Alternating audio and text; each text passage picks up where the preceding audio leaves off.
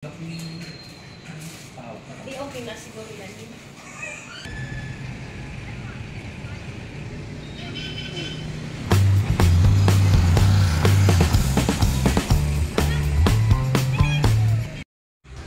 So ano, ready ka na?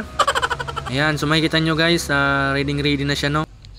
So in guys, no, for today's video nga, nandito tayo guys sa Miracle, ayan, dental clinic, no? Kasi nagpapalinis nga si Mrs. guys ng ngipin niya ngayon. Ay nasa loob na siya, no? At ako naman yung pangalawa mamaya, so magpapacheck up muna ako guys kung ano yung pwedeng gawin sa ngipin natin, kasi medyo sira yung ngipin natin guys eh.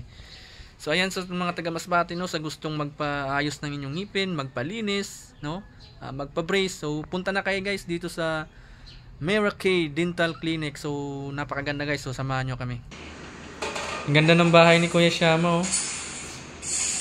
Bahay mo ini. At makikita nyo guys, talagang napakaganda rito, talagang ano, no, naka-organize.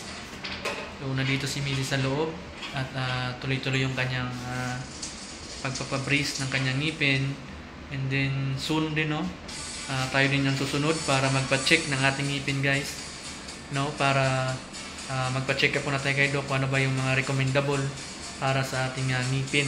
Magpapaayos tayo. So sa mga gustong magpaayos, no, lalo na sa mga taga Masbate, pwede nyo i-message guys, i-PM yung kanilang page. Ayan, lalagay ko guys sa baba, no, yung page, ayan. So, pwede kayo mag-message guys, no? Active po sila mag-reply sa kanilang page, no? So, ayan guys, makikita nyo. So, highly recommended po, bukod sa mahusay silang dentist, sobrang babait pa po nila. Hindi ka mahihiyang magtanong dahil sila pa po mismo ang mag-a-ask sa'yo kung anong gustong itanong, no? At napakagaan din ng kamay ni Doc. Walang naramdaman na pain si Mrs. sa paggawa ng brace sa kanya.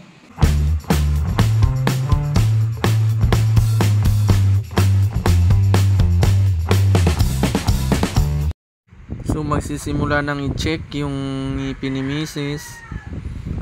So kasama niya si Doc. At ang kagandahan dito guys ay bago nga i-brace or linisin yung ngipin, no?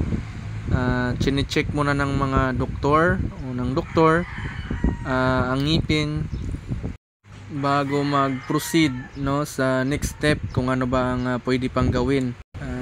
Chine-check ng maigi yung bawat ano ng ngipin, ano, kasi pag nagpa-brace ka nga naman, kung hindi naman sulit yung ngipin mo ay sayang lang, ano, gagastos ka lang tapos sayang.